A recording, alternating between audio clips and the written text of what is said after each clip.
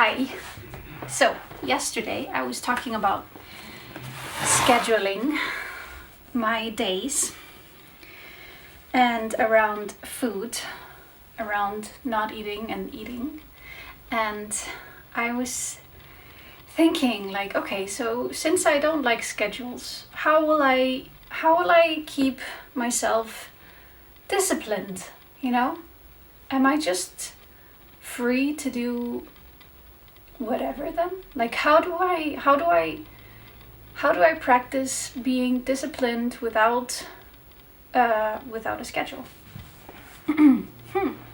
So I got very excited because I was watching a video from Jerome Shaw. He's he's on the Breatharian path and he has a YouTube channel as well. Maybe I'll link to that video because it's so lovely.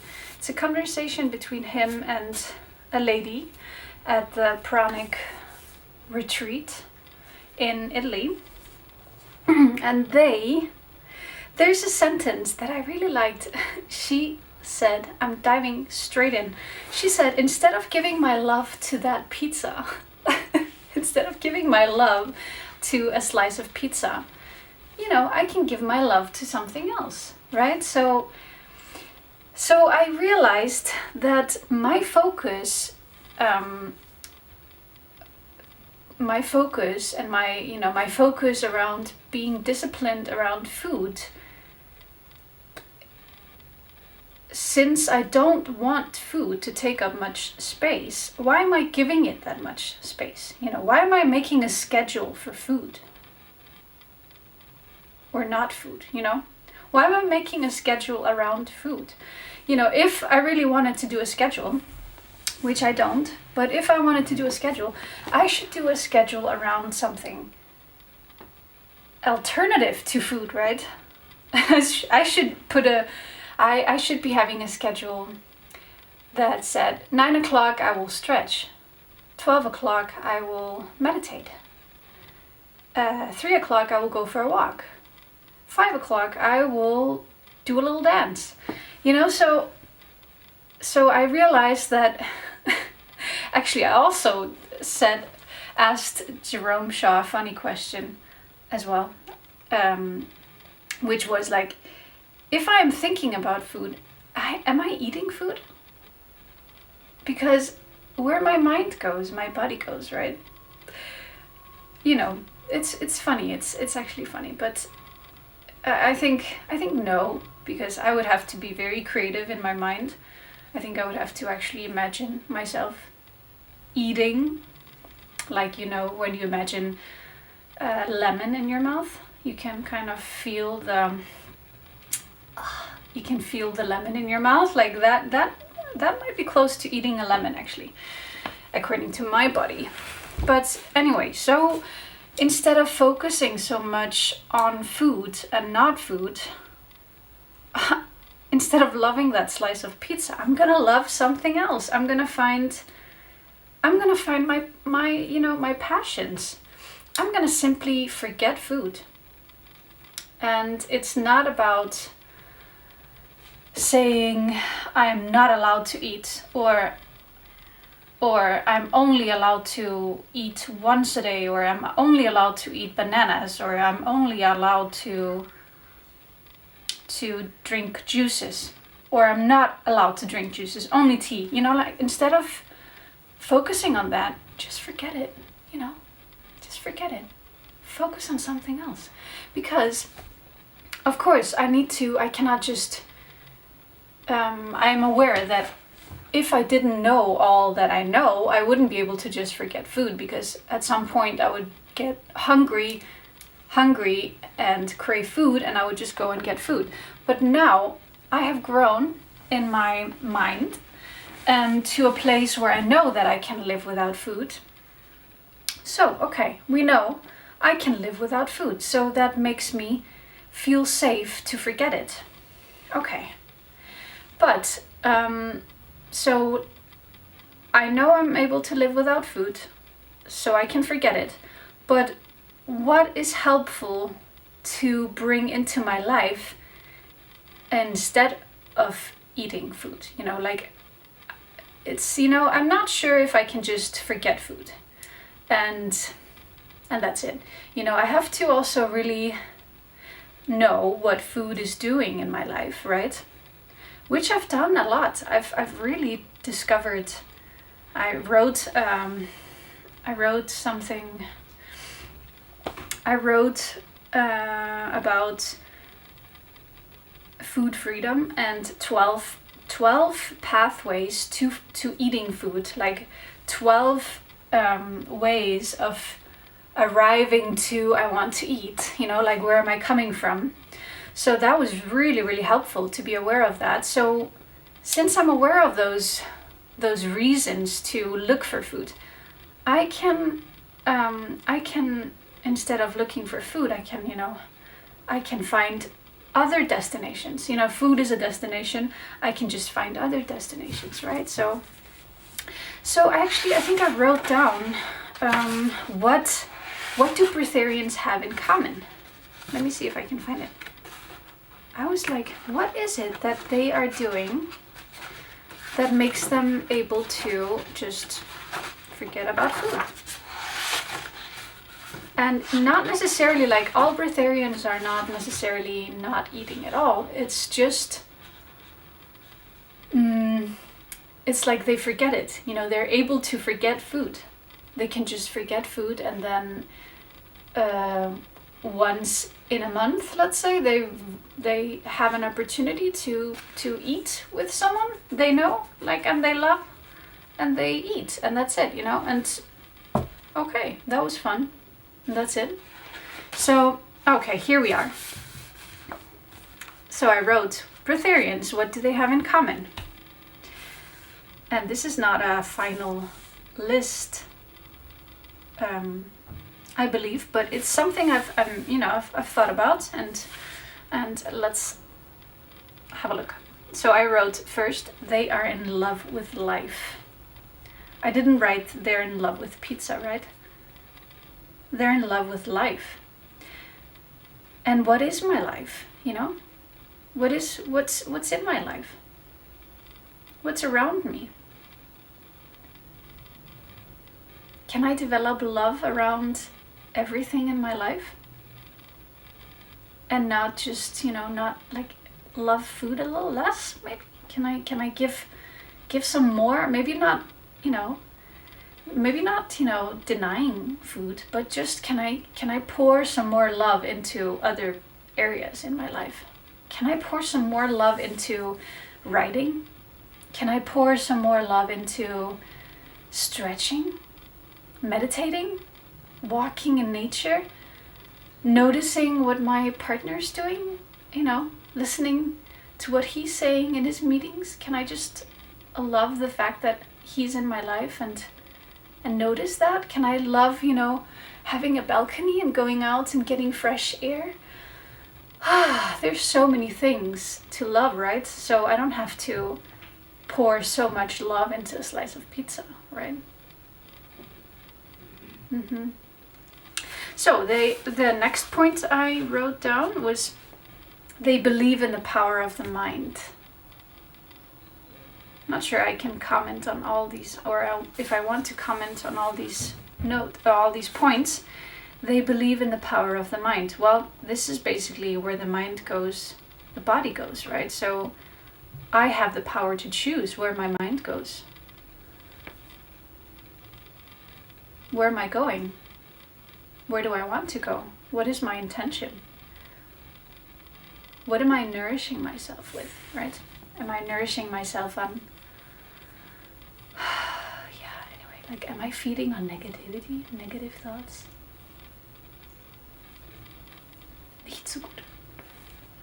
So, point 3 is they are experts in moving, processing, transmuting energy, information, vibration. So, this is a very strong pathway to food. For me, at least. It's like this need, this desire to process something.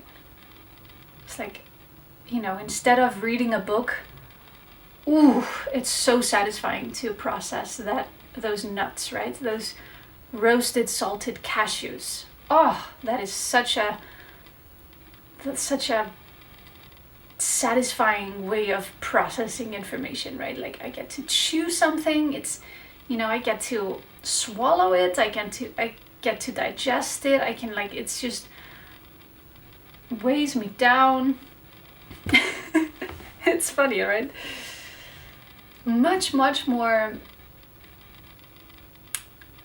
it's like such a quick and easy satisfaction of processing something. So they're experts, Breatharians are experts in moving, processing, transmuting energy, vibration, information.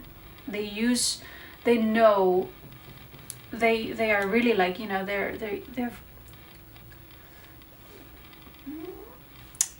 it's like they don't look for those quick and easy ways of doing that. They're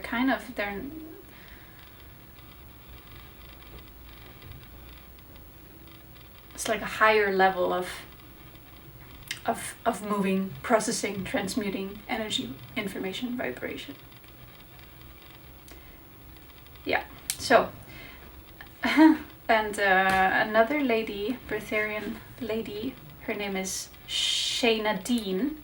Shayna Dean and Elitam Elamin. They have a YouTube channel as well called Prana Talk TV. I love that. Yeah, that's a really nice go-to for inspiration around this path. I'll put a link maybe to their YouTube channel. And she says Breatharians are self-care extremists.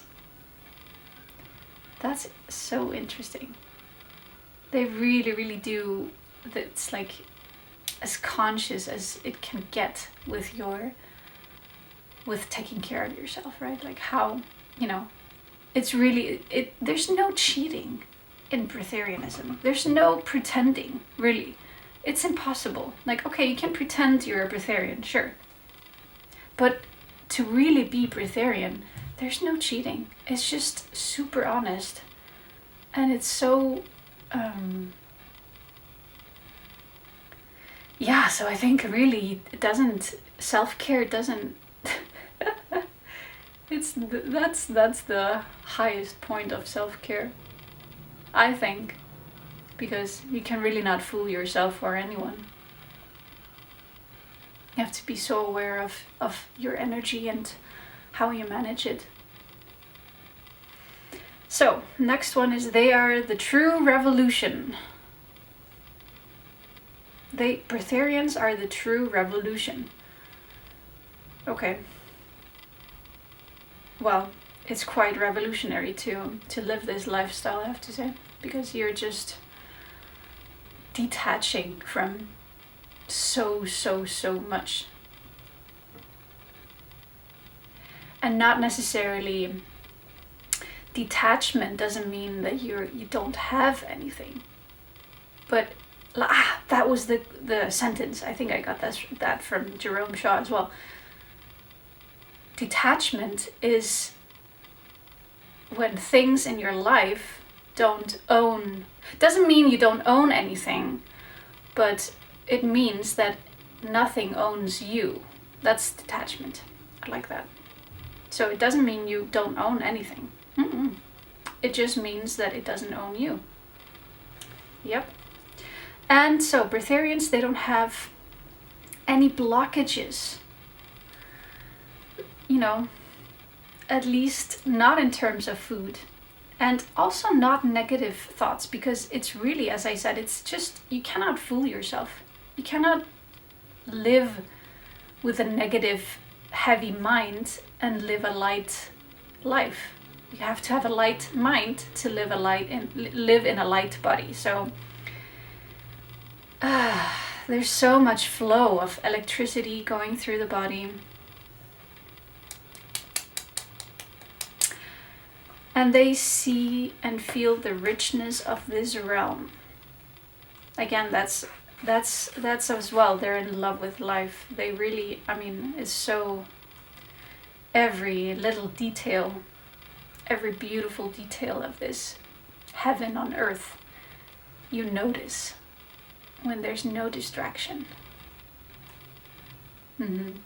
So anyway, that was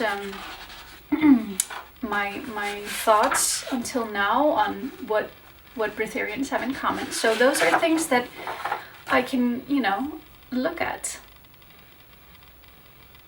And if I look at those things, sure, forget food, no problem. Because you have so much more than that. You have so much more than food in your life. So I'm gonna be disciplined around other areas in my life. I'm not gonna put myself, I don't have to be disciplined around food or not food. Instead, I will be disciplined around stretching, around writing, filming, drawing, meditation, exercising, singing. Oh, I want to sing more. So, yes, that's what I'm gonna do. I was gonna say one more thing. Oh yeah, as well. So, discipline should also come without forcing. I just wanted to mention that because I was talking about a schedule feeling rushed and forced for me. And so I was like, how can I do discipline without force and rush? And so discipline actually allows me to acknowledge and to really accept and truly notice where I am at in this moment. And once I start wishing to become something more than that, I'm forcing. Or So discipline is really about accepting where I am at. But still showing up, Showing up as I am. That's discipline. Showing up as who I am today. But the showing up part is discipline. And the as I am part is not forcing. So I really liked, there's another YouTube channel that is great, and it's called Alpha Vedic Podcast. Oh, I love those podcasts. So much goodness there. So I will also link those Dr. Bear Lando and Mike Winner in the description. And they have a video about, they have a talk about breath work.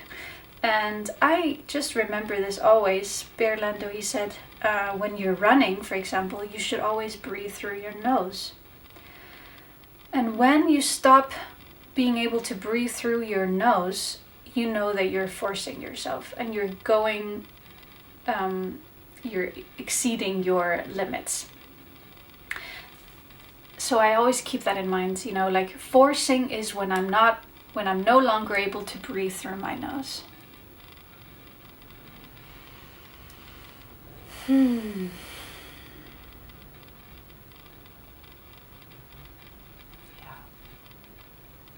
Super interesting. So I'm gonna go love all of life and not just that slice of pizza.